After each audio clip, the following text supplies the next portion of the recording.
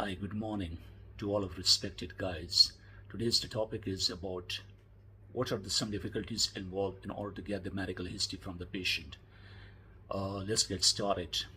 If the patient hasn't had any disease in his childhood, so he cannot tell the doctor about his medical history, or maybe if he had a disease but can't remember it too much, so he's also unable to give the proper detail of his disease to the doctor.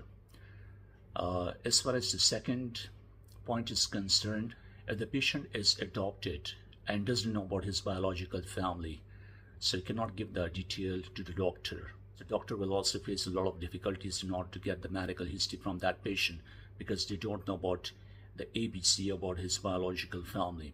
And third point is about the gender-related issue. The doctor is a male and female patient cannot give the entire details to the doctor, so she will face shyness, and due to that shyness she will hardly tell all details to the doctor.